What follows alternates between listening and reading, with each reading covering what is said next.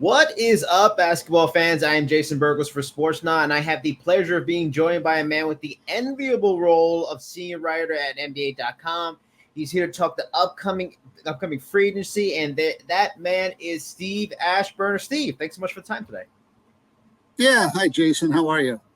I'm fantastic. Looking forward to talking to you about NBA free agency. I covered a lot for Sportsnaut, and there's so many fascinating topics. So the first one is there has been a lot of talk about the 76ers landing a third star since they, have a lot of cap space just behind the Pistons. There's been a lot of rumors about Paul George, talking about OG Anunoby. Do you believe they have a chance to land either, or is that kind of just hype? They're going to go back where they came from, and if they don't get one of those guys, where do they pivot to get that third star they seem to want? Yeah, I don't think there's a good reason that they shouldn't be able to get somebody, except that I'm not so sure who wants to move. When you mentioned Paul George and OG Anunoby, I don't think either of those guys wants to move, really. I think Paul George wants to stay in Los Angeles, play with Kawhi Leonard. They're going to be opening a new building. He gets to be a part of that excitement. I mean, they made the playoffs. It seems odd to me. I mean, he may seek, any of these guys may seek leverage. Same thing with OG Anunoby. First of all, he fits perfectly with the Knicks. He demonstrated what he meant to that team. Why somebody would want to leave, I'm not sure, just for money. Here's the other thing. As I understand it, his agent is Leon Rose's son. Leon Rose is the Knicks president of basketball operations and a former agent. His son is an agent. OG Anunoby so I would think that the Knicks would have a pretty good line on making any last offer, an unofficial right of first refusal on OG Anunoby. So I'd be surprised if he ends up elsewhere as well. I think the Sixers, to me, frankly, the LeBron thing, the rumblings and speculation and cloak and dagger over a photo of him lunching with Nick Nurse allegedly. That, to me, it kind of makes sense. It would be an easy fit for the Sixers.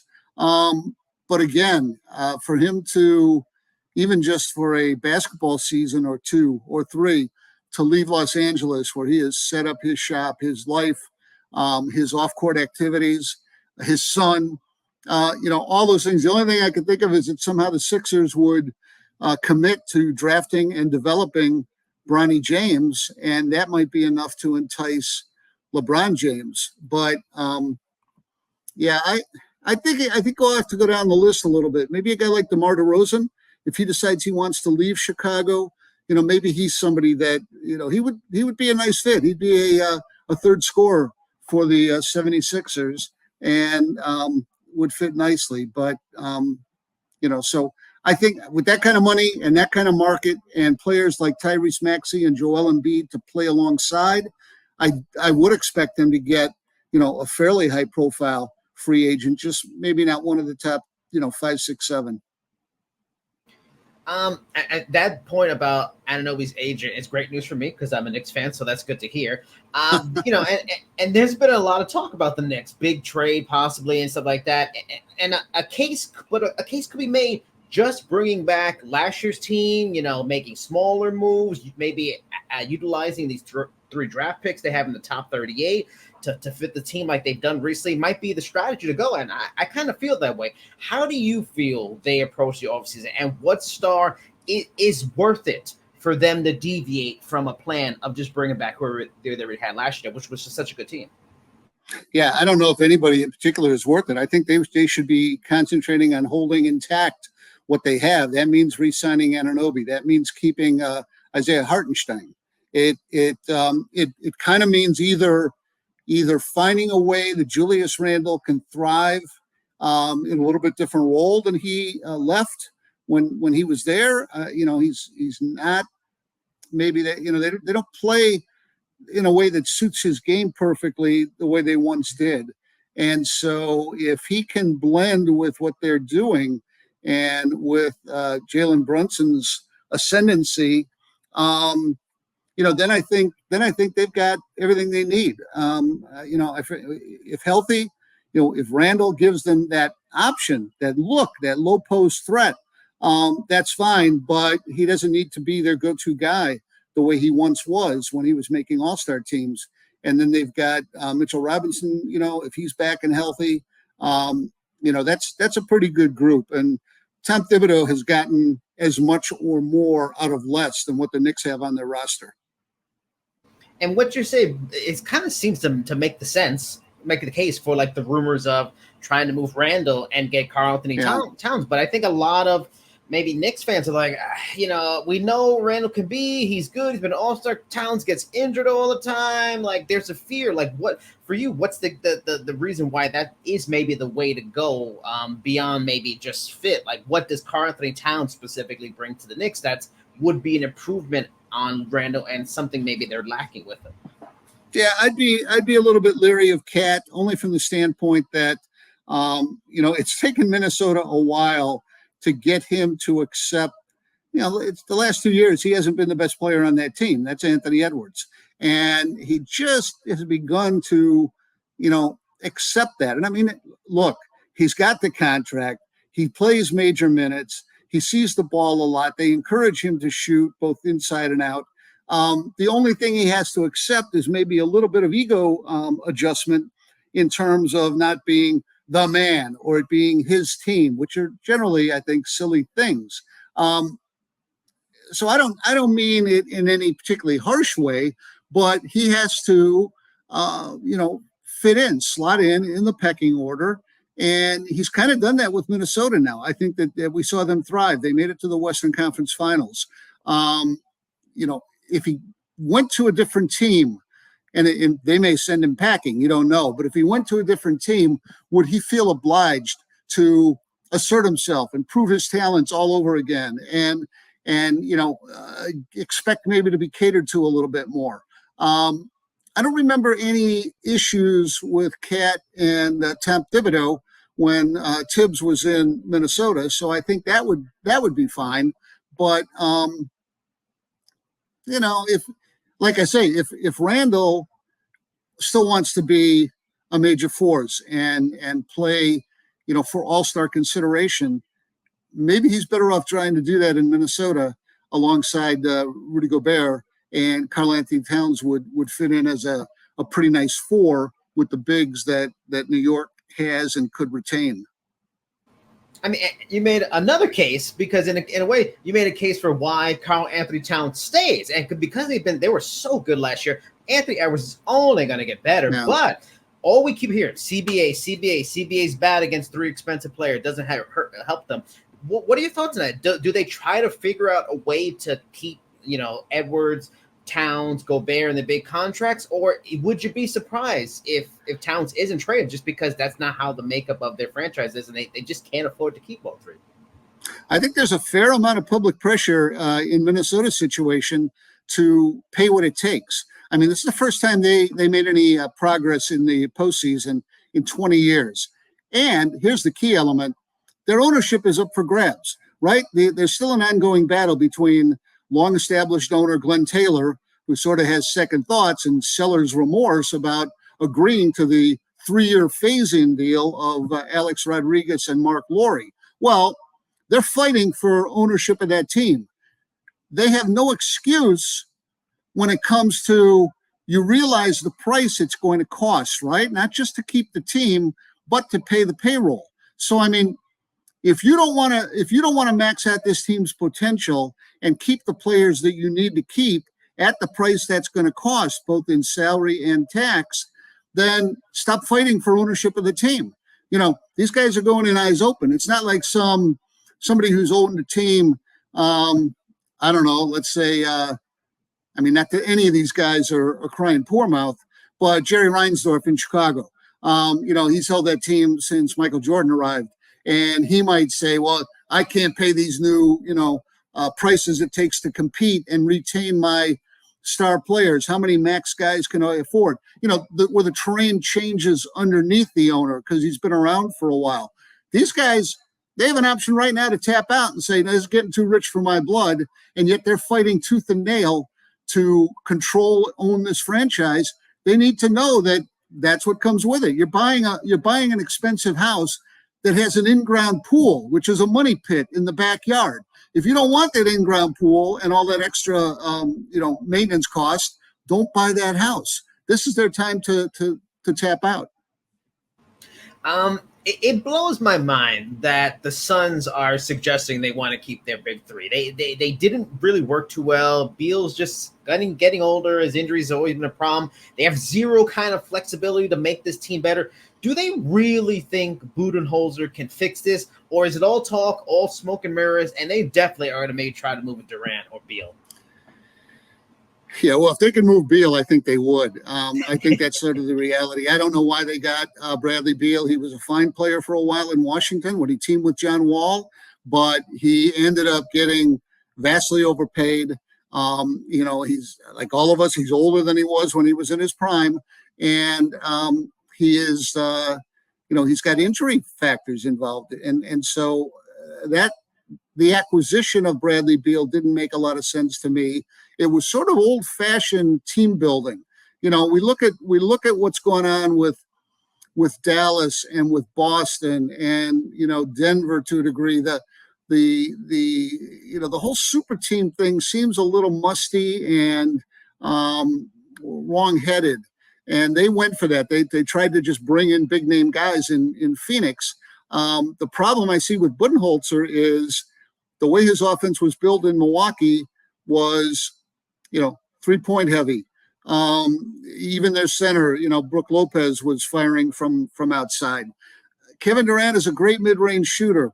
Devin Booker is a great mid-range shooter. Bradley Beal is a great mid-range shooter. That's these guys' strengths. So either the coach is going to have to revamp his style, his system to those guys, or they're going to have to refashion that roster to more suit their brand new coach. And if they could find a taker for Beal, but at the price that his salary number, it's going to be difficult. I think Phoenix is a little bit stuck for the moment.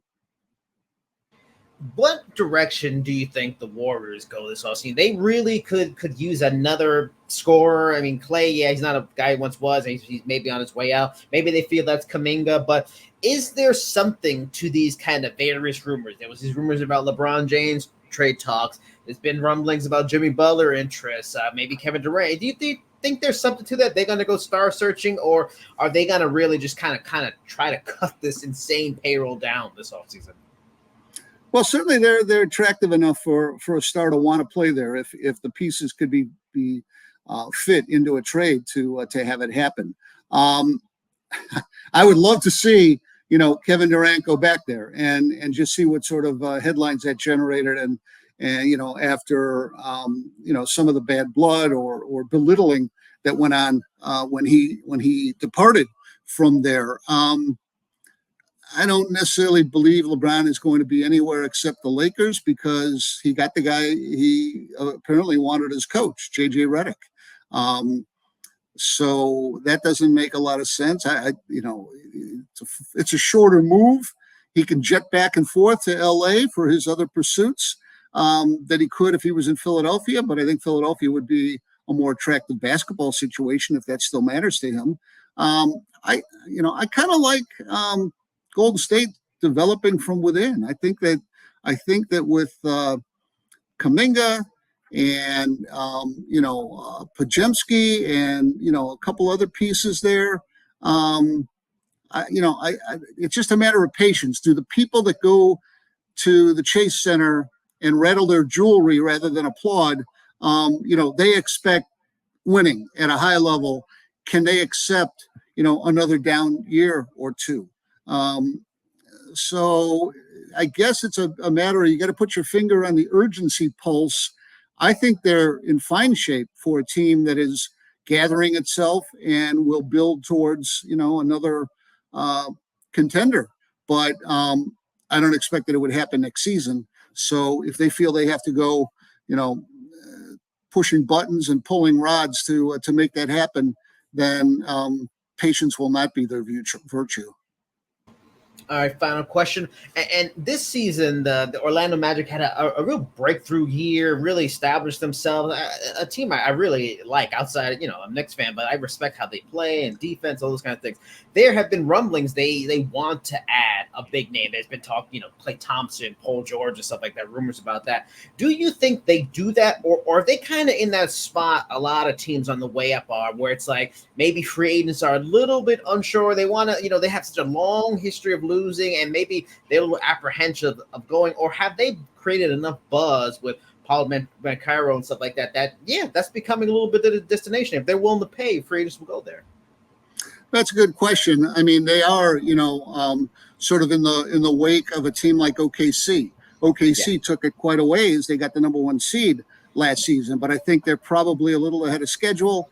And what did they do? Rather than hope to attract the free agent, they went out and made a trade. They traded away Josh Giddey to get Alex Caruso, which is a terrific piece for their backcourt, for their defense overall. And, so maybe Orlando's going to find itself in that situation, another trade rather than being able to attract the free agent. I think Klay Thompson would be tremendous there. It would just be sort of a traumatic change of teams for him, for the Warriors, for the NBA overall. I mean, that if, in a sense, Klay Thompson had to go find another team, and, for all that he had helped deliver to the Warriors, and, the blows he took in terms of the knee injury, losing a season, then an Achilles injury, losing a season. It seems like, look, I understand teams really shouldn't pay for services rendered. They should be paying you for what you're going to produce now.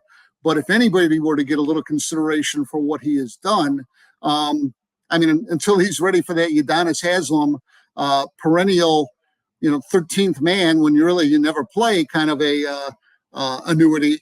I think that, Klay should be able to meet, I would think, find a reasonable deal with the Warriors.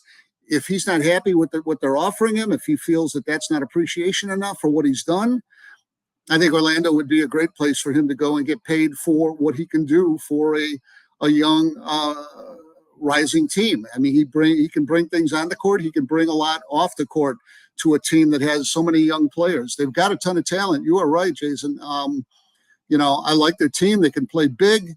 They've got a lot of guards. So there's their assets there if they do end up making trades. But if they could sign Klay Thompson, that would be a big step forward, I think, for the Magic. And sorry, one more question just came to mind, because going to the idea of Klay and the Magic and stuff like that, because you covered the sport for so long, and like, because that's the selling point for a lot of, I'm sure Magic fans are like, Klay Thompson. I mean, the injuries, he's not the guy that he once was, but the idea of a veteran who has won championships playing at the highest levels, how does it explain to fans that may not understand that, how that does really matter, the little differences? Like, even there's been rumors of maybe Chris Paul and the Spurs and how he might benefit and help a player like a Victor Wembanyama on the way up. Like, explain how that experience does make a really big deal for a young team on the way up. Well, everything I've seen in covering the NBA and talking to players and about roster construction, it's invaluable to have some old heads on a young roster. I mean, it just helps teams smooth out the bumps. The old don't get too high, don't get too low type of thing through streaky situations. Like I say, the value away from the court being as great as when he's actually playing, in terms of on the planes, on the buses, during practice, showing a standard of work ethic. Now, having said that, I also have come to learn that if you're hurt, if you're unable to play and contribute in games, your voice, the volume gets dialed down significantly. You have to be able to produce, at least at some level, as a part-time player, what have you. Look, I covered the Minnesota Timberwolves when they drafted Kevin Garnett, first guy out of high school in like 20 years at that point. So there were all sorts of red flags. What could go wrong? They brought in Terry Porter. They brought in Sam Mitchell as veteran voices to help Garnett learn the league sort of on fast style, and I think it made a lot of difference for him. So to stick somebody like Klay Thompson into the Magic locker room, there's no gaping hole in what they need, but to have that veteran who's been around, even if he's with a new team, I mean, a lot of this stuff transfers. And so I would think that either he or someone like him would be helpful, as long as he can be healthy and play, 50, 60 games and play halftime.